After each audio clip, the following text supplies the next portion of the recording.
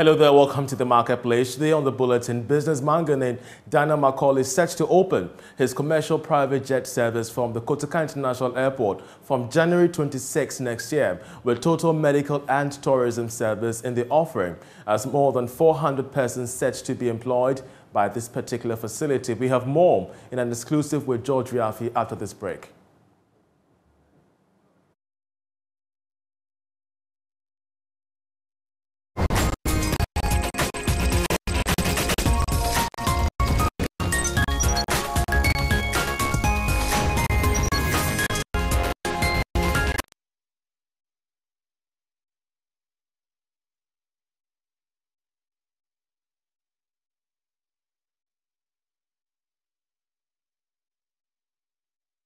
So welcome to our special interview with the Executive Chairman of McDAN Group, Dr. Daniel McCall, getting a lot of things on development in the industry. And also something that is coming up on its sleeves in terms of this whole commercial private jet business. And how is business doing as well in terms of the group, entrepreneurship, and what is next for him after growing this big group? Chairman, thank you so much for this opportunity. How are you doing? I'm okay, boss. It's Christmas time, and I think for you, it's not a time spending with the family, but still running around getting things done. Well, actually, I'm spending time with the family. I mean, this Christmas, I decided to bless people who are least expected. I mean, I've picked over 90 people that I'm going to their homes directly to bless them. No announcement, nothing. You see me at your door and bless you for the Christmas. That's what myself and my family, we are doing for this Christmas. What else is it the way COVID has impacted on people, or it's another way for you is about giving back to the society in terms of the support, the encouragement, the belief in the McDAN dream?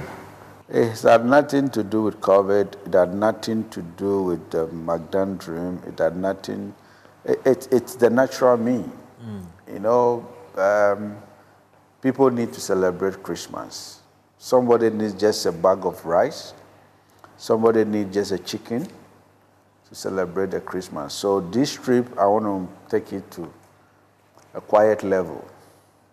I see. You know, I normally spend my Christmas with the street children. Yeah, you do. But this trip, I want to pick some few people to go to their homes and bless them. Interesting. But let's move to another very important thing that you are adding to the group in terms of the companies and this executive private jet wing at the Kotoka International Airport. Yeah. I mean, I have been around, I've seen the place, such a beautiful place, of course.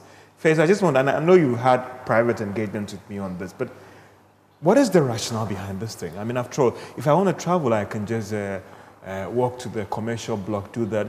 If a Jay-Z wants to come to town, they have their own private jet. But what is influencing this for you to have this commercial wing in terms of the private jet to offer this commercial services? Well, Ghana is really opening up.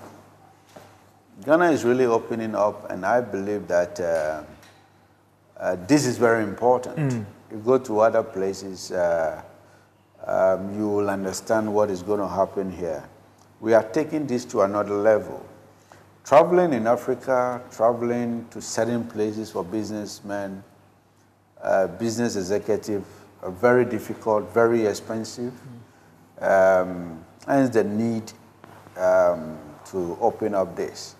You know, McDAN, we're always looking at opportunities. And these are big opportunities for the sub-region and for the whole Africa continent as a whole. So it's another level.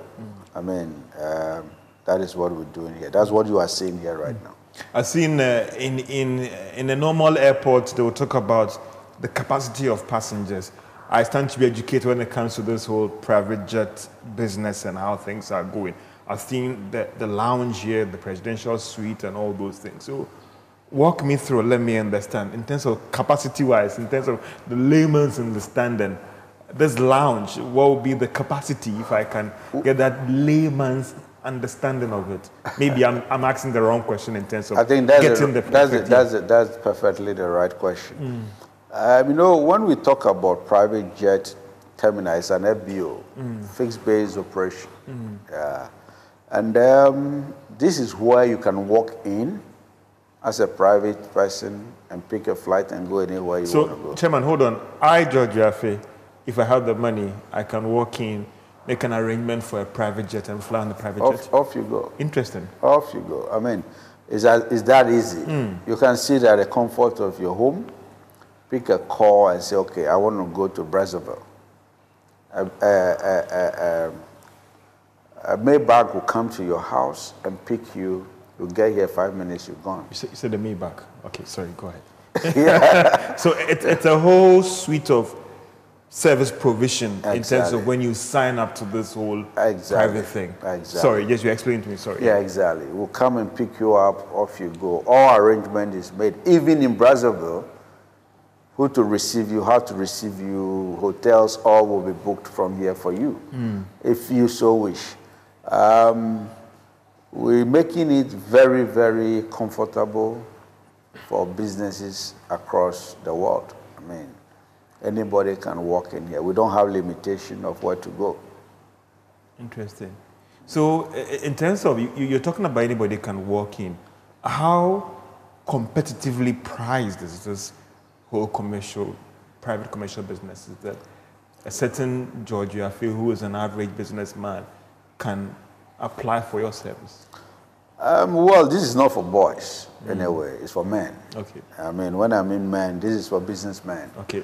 But if you have some good money, and you can come in. George Yafe, maybe you are signing $1 billion loan and across the continent. In Angola, here, somewhere. In Angola, somewhere, coming through here to fly for a couple of thousands of dollars, worth it.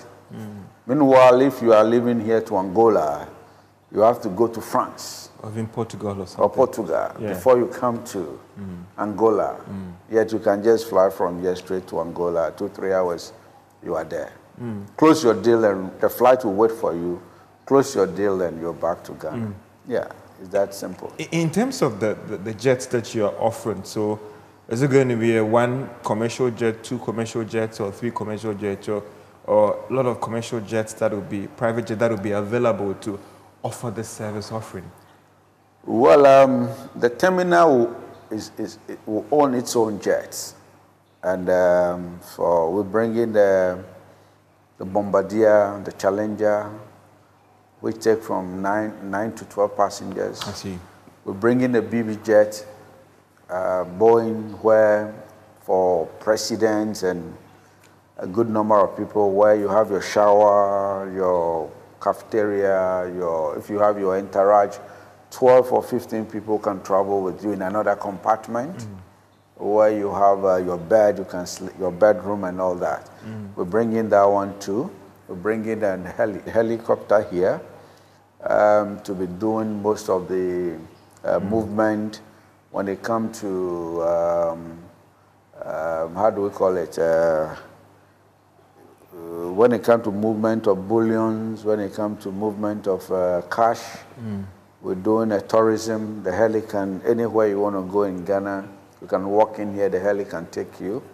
We'll be doing air ambulance also here. Every private jet coming into Ghana had to pass through this terminal. Let's see.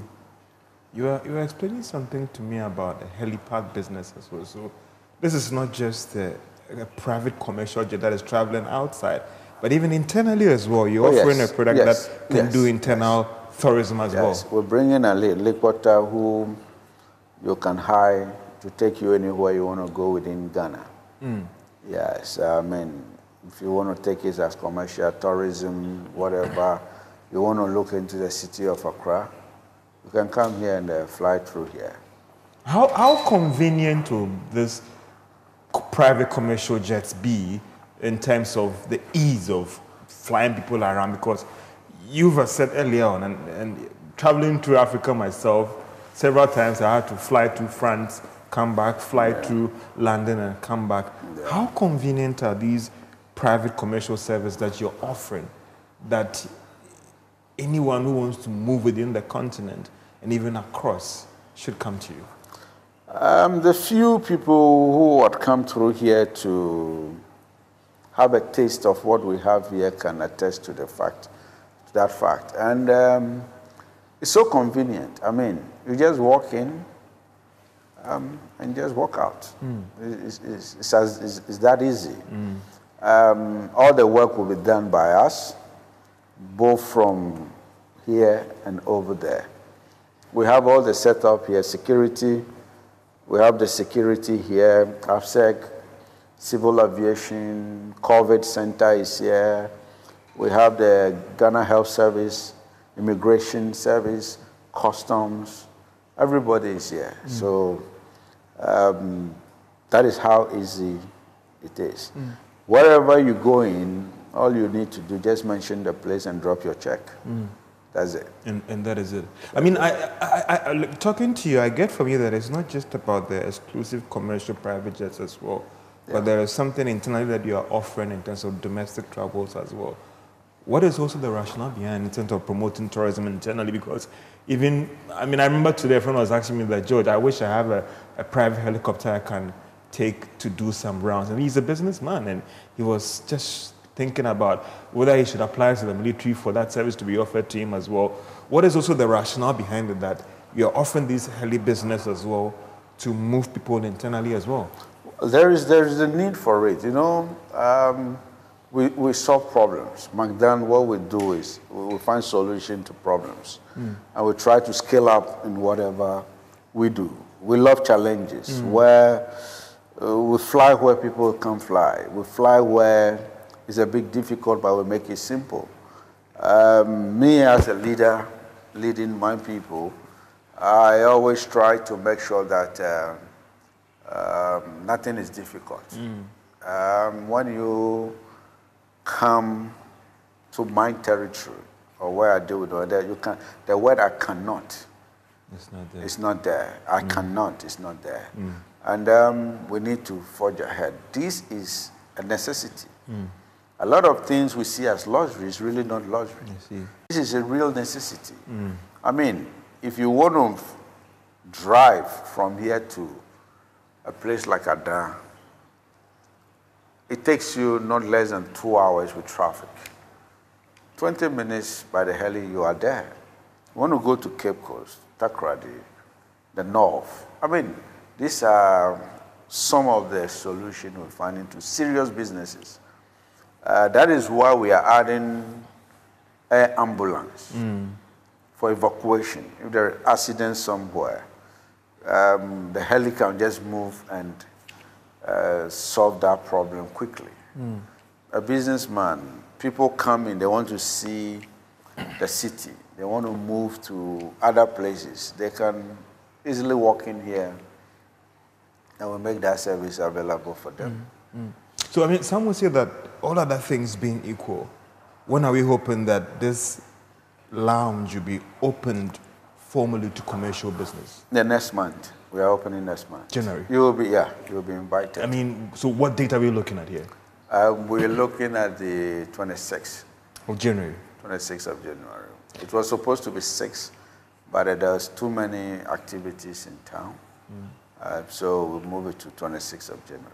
When the service is opened, what will be the number of fleets that will be available for this commercial offering? We have 3 jets available and 1 heli. So straight up, we're starting with 3 jets. Right, excluding my private jet. I mean, this has to do with the whole connection of partners on the continent as well. Yeah. Are all those networks as well in place as we speak right now? Yeah, we're working on it because, you see, this is what opened up a country. What we are going to do here will definitely open up a country. We have a lot of businesses going on, the mining companies, the banks, trading, a lot of business going on. And you see, with the commencement of AFTA, this is where all the businessmen, you live in here to close a business anywhere in Africa, this is where to go. Even you go to Senegal, you have to go to France. You go into Equatorial Guinea, you have to drive from here to Togo. He's traveling in Africa, even Gambia, Gabon, Conakry. Just mention them. Cameroon, where do you fly from? It's a hell. It's a hell.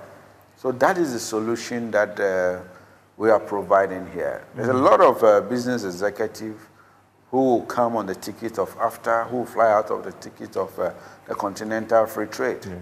And this is the solution for them. Let's look at security-wise as well. What measures have you put in place, of course, in the era of terrorism, in the era of people trying to use these private jets for all sort of means as well? What measures have you put in place to ensure that when it comes to first-class security with the aviation officials and the ground officials, everything is closed on that one? Yeah, we have the SOP. We just completed the SOPs, the rules of engagement, and this is not a business you have to joke with. I mean, security is everything. So we have left the security in the hands of the experts.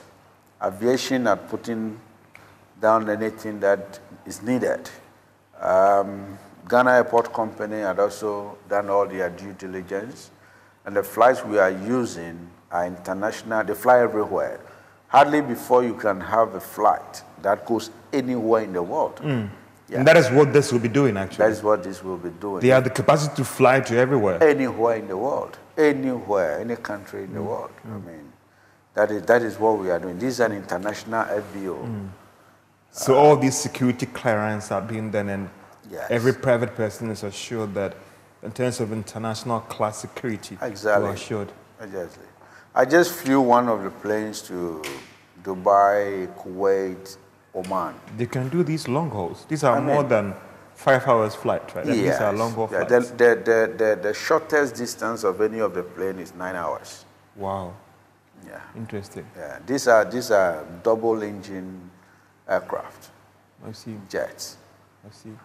For you, one would ask that, I mean, you're a businessman, of course, but what do you want to achieve? Is it building a group, the prestige, or providing a need in society? Because if you've traveled around the world, and the little experience I've had myself, it's a real challenge that for even a businessman who can afford a first-class ticket of even $10,000, $20,000, they have to struggle around hopping from one terminal to the other, delays in flight, cancellation, weather, a passenger is delayed, and they need to close a deal that is worth about $10 million, $50 million, $100 million, a $300 million deal. And a ticket price of $10,000 is delaying him so much. George, I want to make money. So that is first. I want to make Okay, fine. What is next? I want to make money. I want to create impact. You see, after making money, you create impact. You can never create much impact unless you want to be a very good musician or you want to sell ice cream. You create a lot of impacts on the people who want to enjoy your ice cream.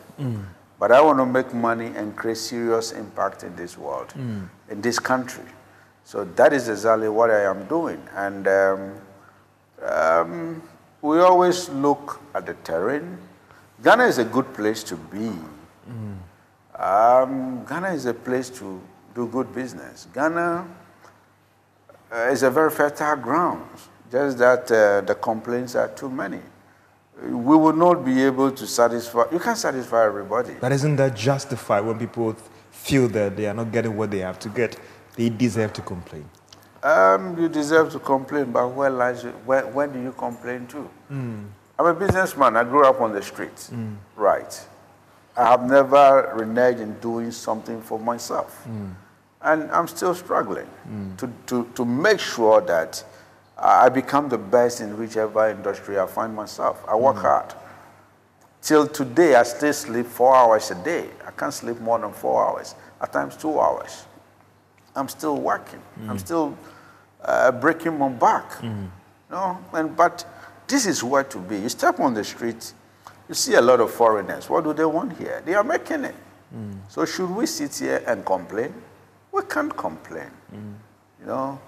So all we need is a good environment to do business. All we need is unhealthy, both the internal and the external environment to do business and change lives. That's it. And that is the motivation. That's my motivation. The airline business is something else. Let's talk about employment as well. Are you going to import these expatriates to come in and work, or you are offering a lot of Ghanaians down here an opportunity to be in this new space that we are seeing in Ghana in terms of private commercial jet business? Well, yes. I'm just bringing one person from outside. I just brought in a guy from France, the one who manages the Dubai private jet terminal. He's the one coming to manage here. He's now in Strasbourg. So I approached him here to come and train the locals how to manage the FBO, how to manage the terminal. And he understands everything. The rest are all locals, except some of my pilots. Even pilots, I'm trying to get some local pilots, but currently 4 of my pilots are Germans. 3 are Germans, 1 from Ukraine.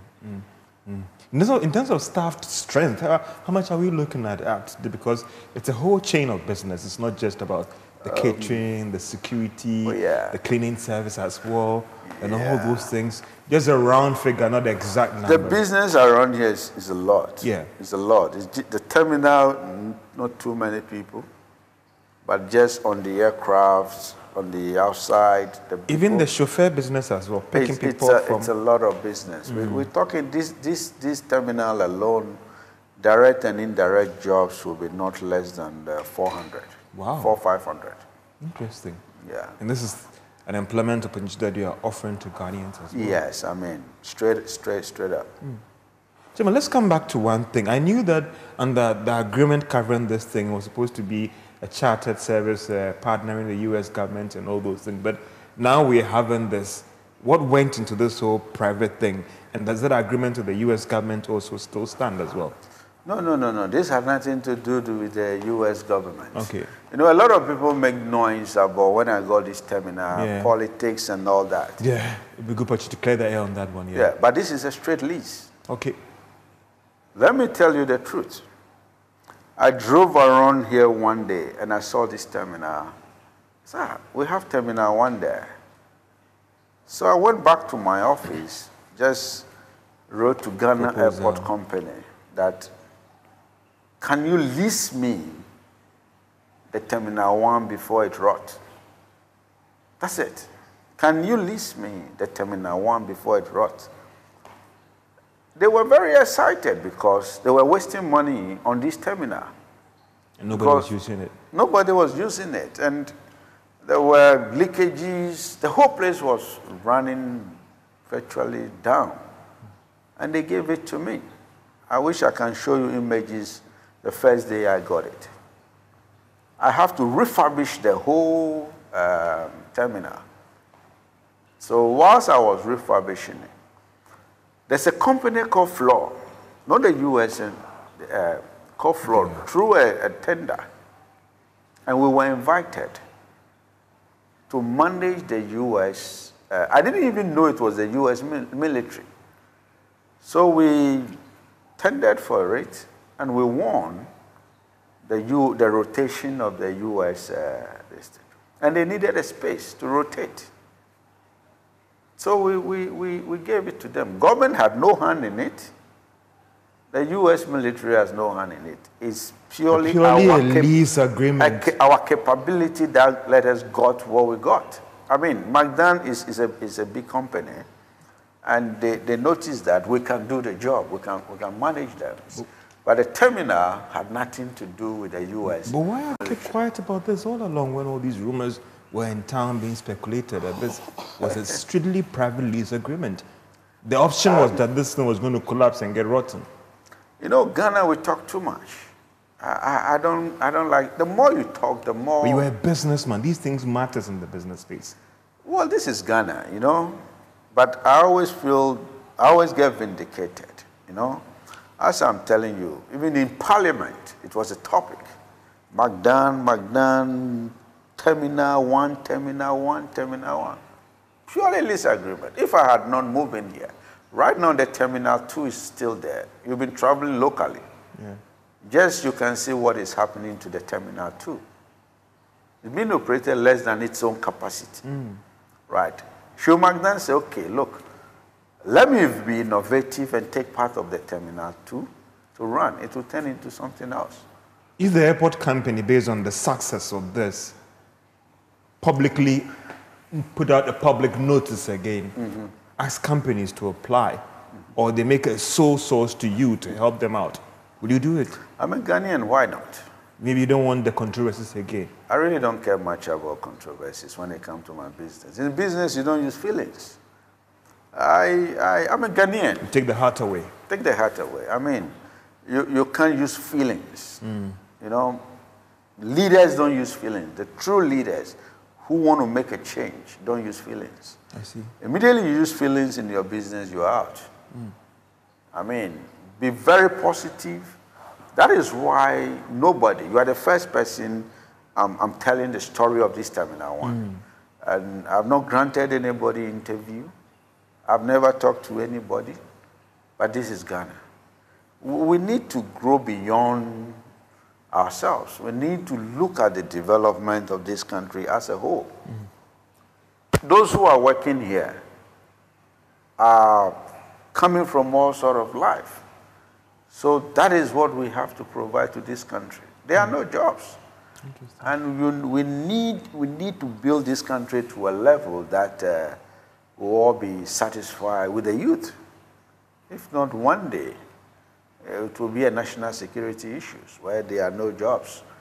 So we have to look at things positively. I don't like talking too much about what I am doing, but I do it. You know, at the end of the day, everybody can see the results. Just that what you have to do in this country, keep your integrity very high. It's all about integrity. Don't dirty your hands in fictitious stuff. Just keep your integrity level very, very high. So when I'm doing things and I know what I'm doing, I don't talk too much. Let's look at the round figure. I mean, this is a huge investment in security stuff you have to put in. How much are we looking at here in terms of the whole investment cost? It's a lot. It's a lot of money. It's Millions of dollars. It's a lot of money. It's a lot of money. I mean, airline business is no joke. I mean, especially private jet operation. For you, I asked this question earlier on. For you, what would be your satisfaction at the end of the day when this whole thing takes off from next year? My satisfaction will be to make a change, to delve into the whole yeah. Aviation business. The whole aviation business. This is taking the whole aviation to another level. It is another level, unless you don't see what is going on here. But this is taking the aviation to another level. A lot of private jets would love to come into Ghana because of this terminal. I see. Let's move to another very interesting area. I mean, the 2022 budget, there was some stuff where I talked about entrepreneurship, and government was trying to raise some funds to support entrepreneurs in this country. I mean, this is your heartbeat and something that you are very passionate about. What do you make of this move in the budget in trying to raise money to support those budding entrepreneurs out there? Well, for me, you ask me, it's one of the most innovative aspects of the budget. But my question is, how will it be implemented in a very transparent and open way that entrepreneurs will feel it? Okay. Government, for me, if you ask me, cannot provide much jobs. We have had a lot of JIDA, we have had SADA, we have had NEYP, we have had YEA, Ministry of Business Development.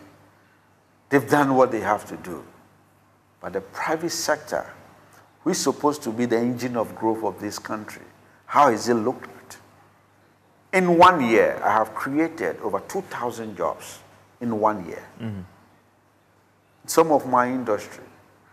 how is government looking at somebody like me, creating this revenue to say, okay, look, this private business is doing so well in job creation.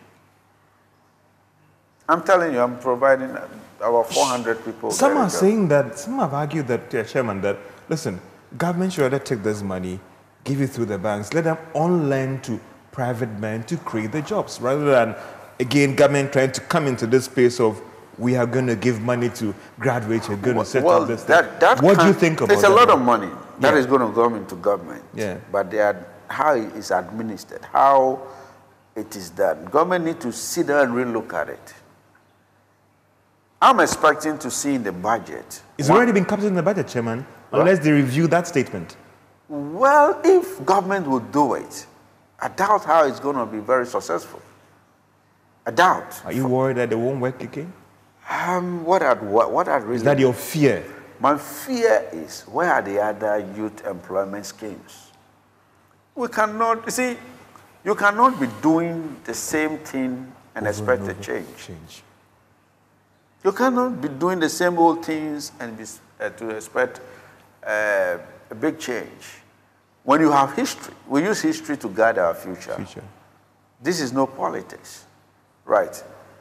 History should tell us that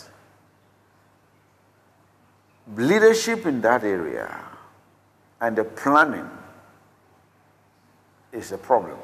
Some are saying government should get out of that space. It is not government business to go into getting money to support the early entrepreneurs. No, government shouldn't get out of that space. Government had to be there. Should be, okay. Government should be there.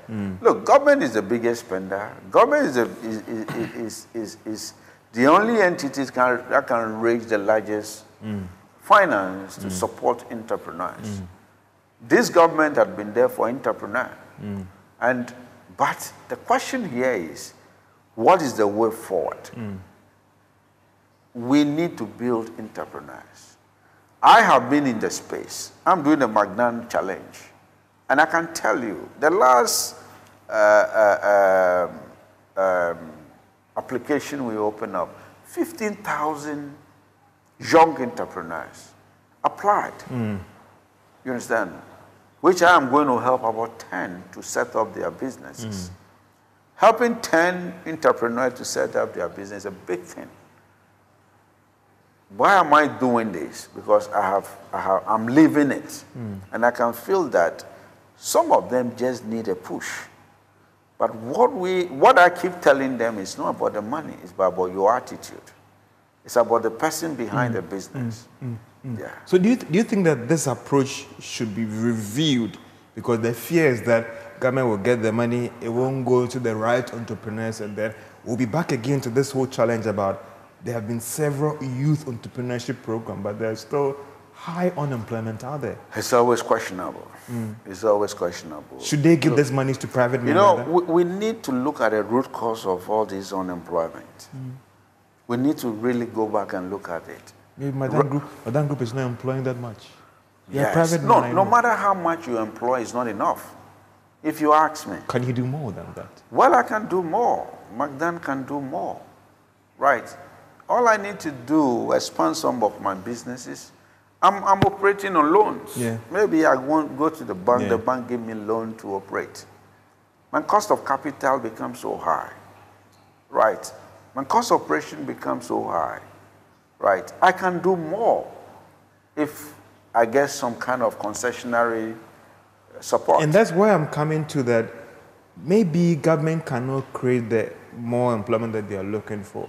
Not necessarily handouts, but giving the concessions to businessmen like you on the condition that, Mr. McDAN, you're going to employ X number of people. Do you think that should be the way to go?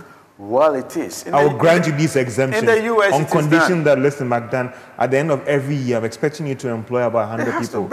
Are you going to do that? You have to sign up for it. If government does that, are you going to do that? Exactly. Because you know God is watching you. Is that a promise? It's a promise. Why not? I mean, there's a difference between a manager and an entrepreneur. Entrepreneur move, no matter how hard it is, without complaints. I'm sitting here, have I complained? I have not complained. I'm paying my rent. I owe, but I'm paying my rent. But I'm making things happen to the ordinary man on the street. It's Christmas. Everybody is smiling home from me. What can I do? Let me get your thought on this. I mean, you're a businessman, you pay taxes, e-levy. There are someone who are saying, listen, it's too high, let's reduce it. Someone is saying that, let's go back again and think about it. The alternative is that we are going to go out and borrow. For you, what do you make of this whole argument going on? Well, if you ask me, my candid opinion, right, the e-levy is one of the best things that ever happened to this country. Interesting. Unless you want to play politics with it. My take is, should they reduce the... we could start from, let's say, 1%. 1%. Whilst we climb up. That's my take as a businessman. Because you are taxing some kind of a little capital in there. So we start from 1. You see, we have spoiled our own people. You know, leadership has spoiled us. Why am I saying that? The ordinary Ghanaian, I'm a businessman. I don't want to invade tax. No. I don't want to invade tax. But at the same time, I have to avoid tax. Yeah. There's a difference between invasion and tax avoidance. Yeah. Right. But I still feel that the rich in this country are not taxed well. Right. Same argument going on in the US. Yes. I believe that. You see, if you look at it, if you look at it, the sub-region, Ghana is one of the lowest tax countries. We are spoiled. I mean, as a nation, we haven't looked at that. Here lies the budget. You look at the budget. We call ourselves capitalist economy, but honestly, we are socialist economy. Yeah. Yes. All that we do is socialism, but we feel we are capitalist economy. So we are using capitalist philosophies to run a socialist economy. Yeah. Right. You look at the budget in totality, it's a consumption budget. Yeah. Everything in expenditure. Where do we get the money? And for me, read the budget again. I read it. Government is getting broke. Government is broke or getting broke. Where do we get the money? So for you, 1% is okay for you. 1% to start with, and gradually it moves on. We'll move on. Yes. McDAN, I mean, what is next for the group? I mean, we thought we were done with COVID, and there's a new thing that comes around the road. I mean, I know every business person or every business group is being, impacted badly for you. For you, what's the way out in terms of outlook and going forward for the group? Well, the group is still thriving.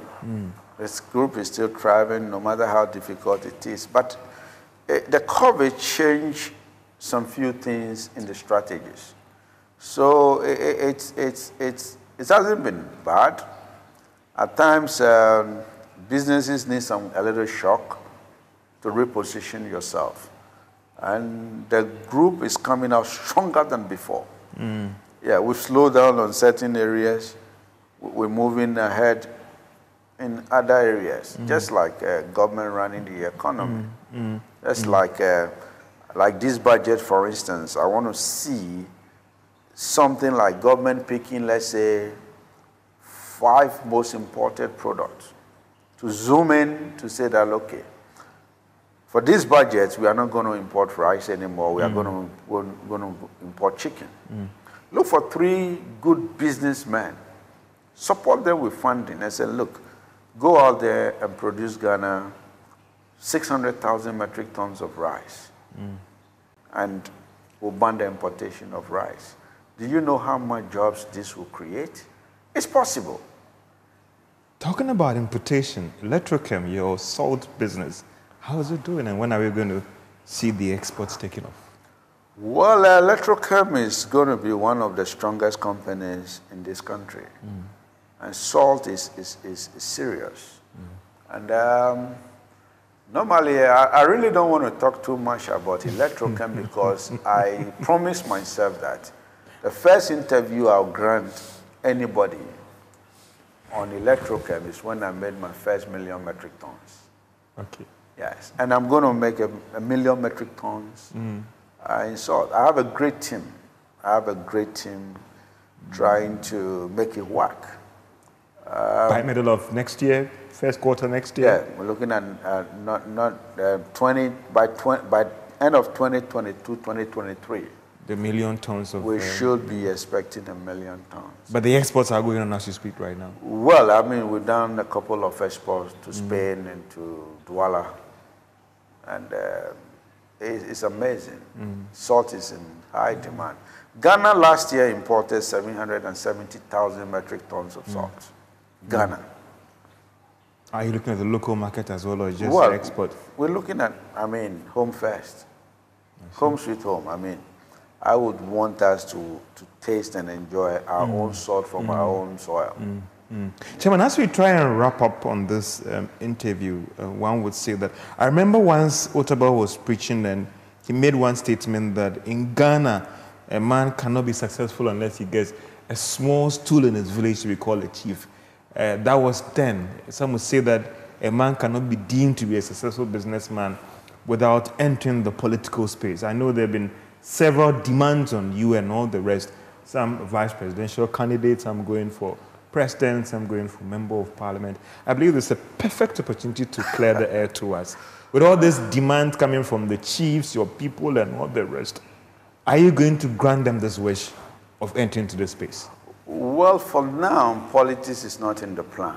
Why? It's never been anybody's plan moving from a businessman to the political space. I have never, my leadership style, it's not, well, maybe Ghanaians will love me, but no politics. Move your business strategy into the political space. Politics, no. Politics, for now, no. Let me use the word for now, no. I've got a lot of calls, chiefs, my own people, people who are around me, the youth. My own wife looked at me one day and told me that you'd be a great president. So why don't you go for it? If the media people around you feel that you have what it takes to do, having achieved in the business, the next space is to move into politics. No, in my business, I have not even reached half of my potential. I see. Interesting. I've not reached half of what I really want to do. And in my business. So, politics, no, far from that. 10 years from now, 20 years from now? I'm not sure. Maybe I'll build my children and people around me to do the politics. But for now, I don't know, maybe I'll change my mind one day. There's so much pressure. I've seen the people, they are all over. They're pushing you. Well, they're pushing, politics. George, no. You can't stand the game? No, I can't stand anything. So why don't you move? Leaders don't run. Leaders don't quit. We have to make a change. You understand? But one thing at a time. But for now, politics, I'm not interested. I'm not interested in anywhere in politics. I get in your statement still saying now. It means that in the future, it's a never say never, right? Not sure. I keep telling my wife that, look, I really don't know what I'll do tomorrow, but politics had never crossed my mind. Interesting. Holding any political position had never crossed my mind. McDAN, as you wrap up this message, your message to those budding entrepreneurs out there, and even your Christmas message as well to businesses out there who are, you are still in the business game, as in running a business, and what you look forward to next year, please. I'm looking out for a better country. I'm looking out in my business world. We have an enabling environment to do business.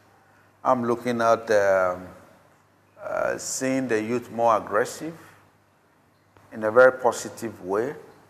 I'm looking at the university changing their curricula to suit our environment. I'm looking at the government looking more into entrepreneurs to call them to the table. Call them to the table, talk to entrepreneurs to understand what is going on the ground. I'm looking at more the corporate Ghana taking a step down to help the less privileged. Genuine people out there need help. Genuine people out there need a push. Somebody just needs a finger. See, you need to give somebody a hand up, not a hand out. Right? So I don't give hand out. I give hand up. So I bring people up. I'm calling on corporate Ghana to look at other areas. I support sports. I support a lot of stuff. I'm not supporting them because I want to support. I support them because I can see that, look, we can make a lot of impact in some of the things we do. So I can see a lot of holes around which corporate Ghana can fill. In our small way, government cannot do everything. Your Christmas message? My Christmas message is going out to the youth of this country. I believe that every youth out there should be resilient, should be focused, should be consistent, should hold its integrity very high, and also have courage. This is our country. We need peace, and we need hard-working youth for the next tomorrow.